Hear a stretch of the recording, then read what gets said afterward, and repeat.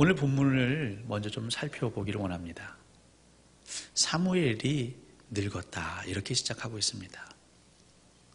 우리가 알고 있는 말씀 고린도후서 4장 16절을 한번 같이 찾아보기를 원하는데요.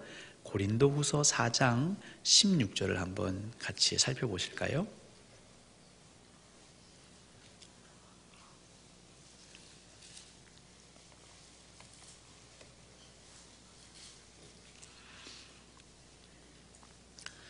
고린도후서 4장 16절 같이 한번 읽어보겠습니다. 시작. 그러므로 우리가 낙심하지 아니하노니 우리의 겉사람은 낡아지나 우리의 속사람은 새로워지도다. 아멘. 겉사람은 낡아지나, 여기서 낡아진다라는 건 오늘 사무엘상 8장 1절에 있는 늙다와 거의 비슷한 의미로 쓰이는 단어입니다. 성경은 예수 믿으면 늘 청년처럼 산다 혹은 불로장생한다 이런 얘기는 한 적이 없습니다. 성경은 정직합니다. 하나님은 정직하십니다. 하나님은 때로 우리가 듣고 싶지 않은 얘기, 우리가 외면하고 피하고 싶은 얘기까지도 때로는 아주 직접적으로 저돌적으로 선포하십니다. 우리는 늙는다, 거기까지만 얘기하셔도 저희가 충분히 알아들을 수 있는데 하나님은 한술 더 뜨십니다. 우리 인간은 반드시 죽는다. 그래서 하나님 말씀하시기를, 그러니까 세월을 아껴라, 인생을 계수해 보아라, 인생이 무엇인지 항상 살피고 성찰해 보거라 말씀하십니다. 그래서 지혜 있는 사람에게 권면하시는 것은 잔치집에 가는 것도 의미가 있겠지만 초상집에 가보아라. 사실 저희 교회는 굉장히 젊은 교회에 속합니다. 그래서 교인이 이렇게 많이 예배하심에도 불구하고 1년이면 저희 교회가 집례하는 장례는 거의 없습니다. 제가 부임해서 어쨌든 우리 교회의 장례로 3일 집례한 게 한 번 있었습니다. 제가 이전에 있던 교회에서는요, 교구에서만도 1년이면 10번에서 15번, 그렇게 교구가 3개고 4개면 50에서 60회 이상의 장례가 있고 교회 집례는 절반 이상이 되죠. 그런 의미에서 우리 광주동산교회 성도님들은 자연스럽게 초상집에 가실 일이 별로 없습니다. 하지만 여러분들이 그 초상집, 그게 장례 예식이 되었든 아니면 조문이 되었든 다녀오시면 늘 마음에 한 가지 깨달음을 얻고 오시죠. 어떤 분은 다녀오시는 길에 고향에 계신 부모님께 전화하는 분도 있습니다. 어머니 요즘 어떠세요? 또 가끔 우리 가운데 갑작스럽게 요절하는 사람들이 있습니다. 한참 꽃 피워야 할 나이에, 젊은 나이에. 그러면 우리 건강이나 내 주변의 젊은 사람들에게 더 관심이 가기도 합니다. 성경은 있는 그대로 항상 말씀하고 계십니다. 우리는 낡아진다. 우리 겉사람은 낡을 수밖에 없다.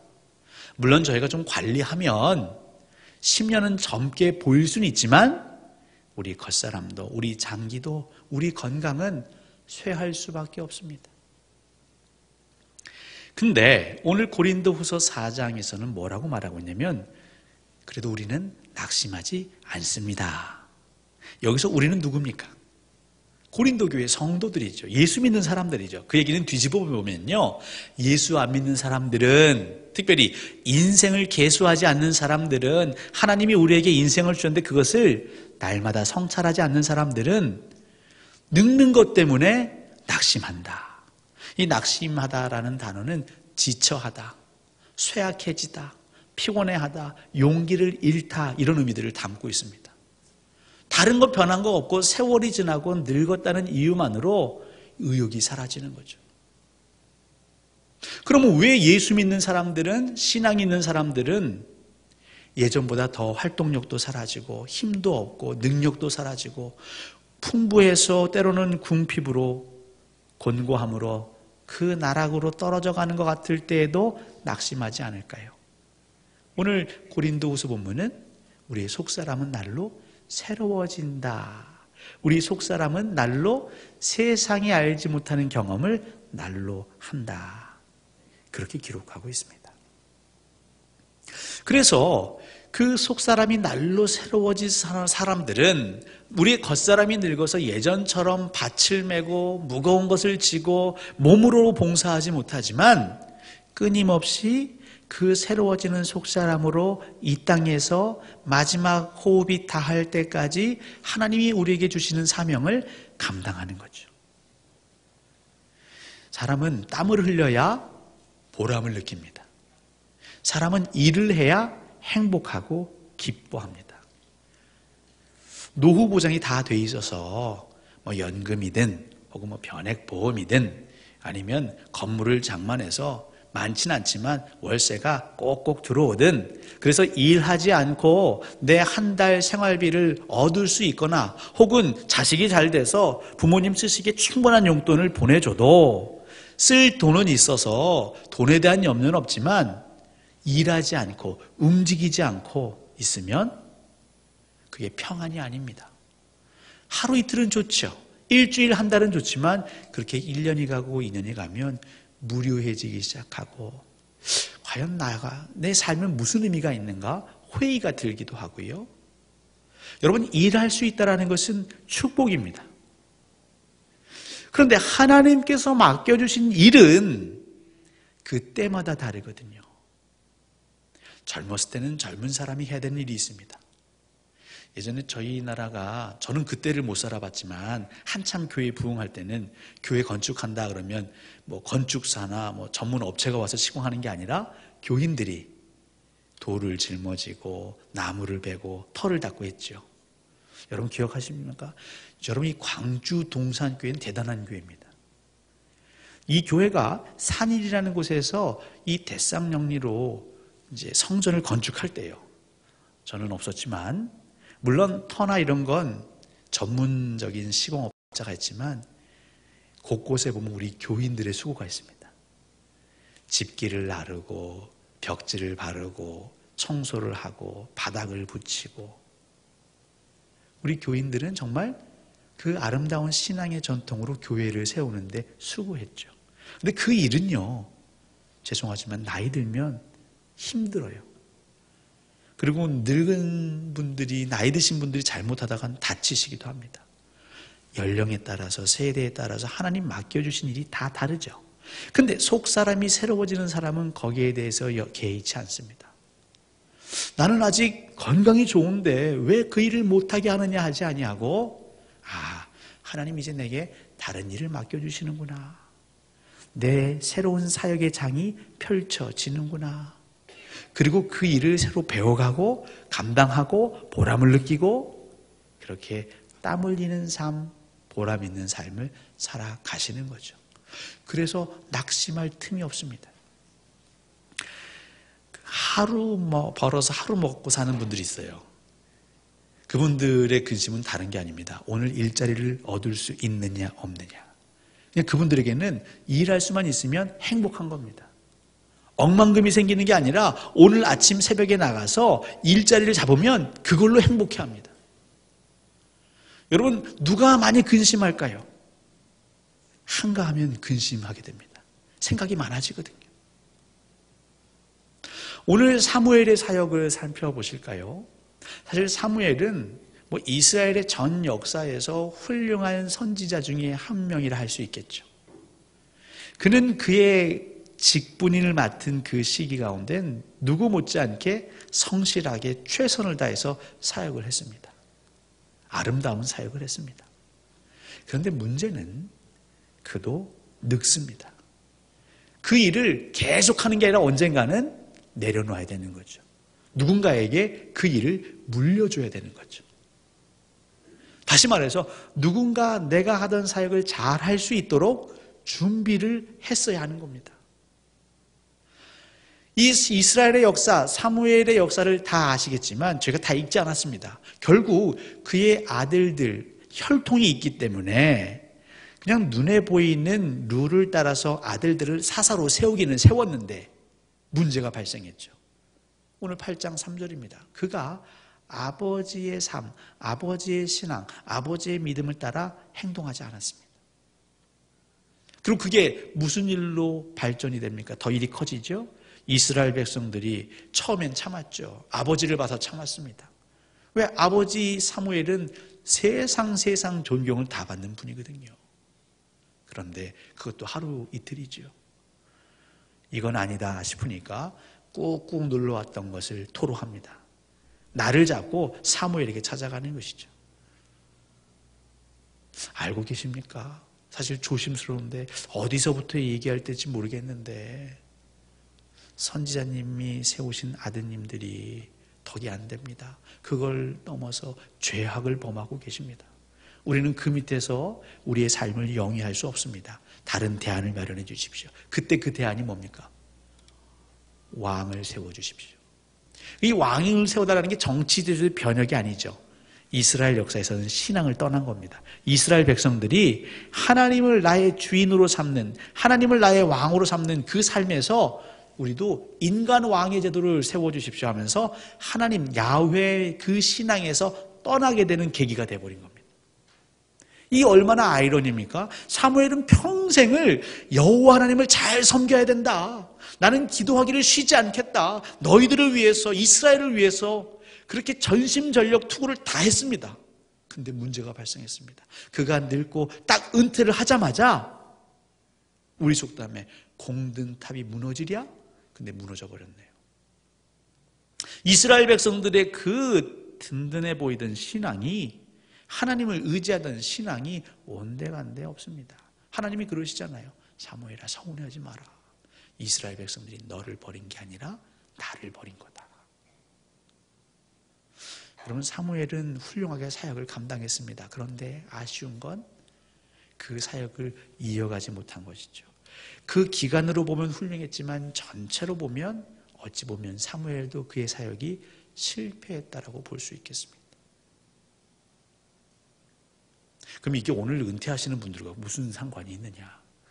우리 여기 5분이 참석하셨습니다. 한 분은 사정이 있어서 계속 미국에 계시는데요. 여러분들은 사무엘과 비교할 수 없는 거룩한 사역을 하신 겁니다.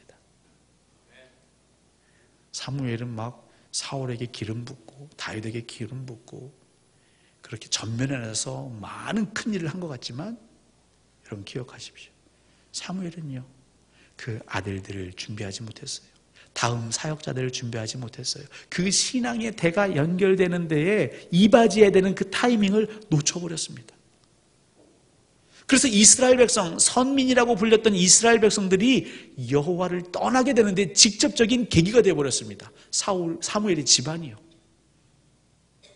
얼마나 슬픈 일입니까? 얼마나 불명예입니까? 그런데 우리 은퇴하시는 우리 안수 집사님, 또 우리 권사님,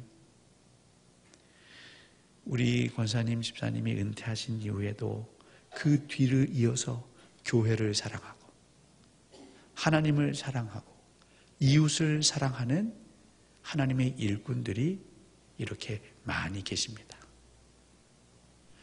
그것이 절로 됐느냐? 그것이 나하고는 상관이 없느냐? 그렇지 않죠. 인간의 눈으로 보면 공과 과를 따질지 모르겠지만 영적인 눈으로 보면 여러분들의 수고와 땀 흘림이 있었고 기도가 있었기에, 여러분 기억하십시오. 머리가 희끗희끗한 우리 집사님, 권사님들은요, 기도하는 게 크게 2가지입니다. 하나는 자식, 또 하나는 교회, 나라와 민족입니다. 하나님, 나 부자 되게 해주세요. 저 건강하게 해주세요. 그냥 청년처럼 그냥 팔팔하게 뛰어다닐 수 있게, 이런 기도하시는 게 아니고요. 하나님, 이 나라 이 민족을 긍휼히 여겨주십시오. 하나님, 이 교회를 긍휼히 여겨주십시오. 늘 이 기도하십니다. 하나님, 일꾼을 세워주십시오. 봉사할 사람들, 젊은 세대가 일어나게 해주십시오. 물론 이 일을 위해서 몸으로 뛰는 이들도 있지만 이제 은퇴를 앞두면서부터 기도하시는 그 기도가 하나님 들으셔서 이렇게 교회의 바통을 이어받는, 아름다운 사역을 이어받는 일꾼들이 이렇게 든든히 서 있습니다. 바로 이게 거룩한 사역입니다. 여러분, 이어달리기 아시잖아요. 이어달리기는 물론 그 주자마다 열심히 최선을 다해서 뛰는 게 중요합니다. 때로는 뛸 때 전략을 세우는 것도 중요하죠. 근데 아무리 내가 맡은 구간을 잘 뛰었다 하더라도 제일 중요한 건 뭐냐면 이 바통을 잘 전달해 주는 겁니다. 그래서 다음 주자가 뛸 수 있도록 환경을 마련해 주는 것. 이게 계주, 이어달리기, 릴레이에 있어서 최고 묘미죠. 이게 안 되면 그동안의 수고, 그동안 구간에 흘렸던 땀방울, 그 한 경기를 하기 위해서 1년, 3년, 5년씩 그렇게 선수촌에서 땀 흘렸던 모든 구슬땀이 수포로 돌아가는 거 아닙니까? 안타깝게도 사무엘은 그 바통을 이어주는 그 중요한 시점에서 바톤 전달에 실패를 한 거죠. 여러분 아시겠지만 신앙의 바톤 전달은 순간에 이루어지는 게 아닙니다. 그건 오래 준비해야 합니다. 사무엘이 그 자녀들을 오래 양육했었어야 했죠. 오늘 은퇴식에 참여하시는 분들 가운데 사실 우리 70세 이상 되시는 분이 여러분 계십니다. 우리 나이로는, 교회법으로는 이미 작년에 또 수년 전에 은퇴식을 치르셨어야 됐죠. 근데 이분들은요, 그 이전 오래전부터 은퇴 준비를 하시는 겁니다.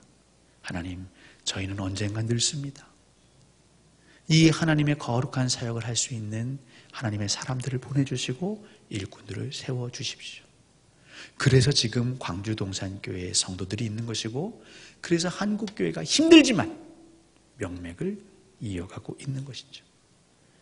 바로 이게 거룩한 사역이십니다. 내가 뭔가 교회에 큰 기여를 했다? 어떤 기념비적인 무언가를 남겼다? 여러분, 중요한 건 그 사역이 이어져야 된다니까요. 근데 그 바톤 터치를 아주 잘하신 거죠. 이게 바로 거룩한 사역입니다. 우리 교회가 감사해야 합니다. 신앙의 후배들은 여기에 감사해야 합니다. 우리 신앙의 선배들이 그 바톤을 우리에게 전달해 주지 않는다면 우리는 뛸 수 있는 자격이 없는 것입니다. 그 경기장 안에 들어갈 수가 없습니다. 그런데 기도함으로 그 바통을 우리에게 전달해 주셨지 않습니까? 이것으로만으로도 우리는 감사해야 하는 것이죠. 근데 그것으로 끝나나요? 이제 더 멋있는 거룩한 사역이 남아있지 않습니까? 경주를 하다 보면 경기를 다 마친 선수는 그렇게 경기장을 떠나지 않습니다. 이제 남아서 뛰는 자를 위해 응원하죠. 때로는 그 응원이 선수들의 사기를 높일 때가 있습니다. 은퇴하신 분들이 그 기도는 더 애절합니다. 왜냐하면 다 거쳐봤거든요. 지금 봉사하는 분들, 주방에서 봉사하는 분들, 교회 학교에서 봉사하는 분들, 그 추울 때 더울 때 저 주차장에서 봉사하시는 분들, 몸으로, 관리부로, 재정부로 모든 봉사부서를 거쳐보셨기에 그들의 심정이 어떤지 누가 제일 잘 아실까요? 지금 이 자리에 은퇴식에 참석하시는 분들이 너무 잘 아십니다. 그래서 기도할 때 마음을 담아 기도하시죠. 하나님 다 아시지 않습니까? 낙심하지 않게 해주십시오. 위로해 주십시오. 그렇게 그 사역을, 거룩한 사역을 하셨음에도 불구하고 남으셔서 응원하고 기도하는 사역으로 또 새 출발을 하십니다. 그래서 우리는 또 한 번 감사해야 합니다. 그리고 우리가 이제는 응원해 드려야 하는 것이죠.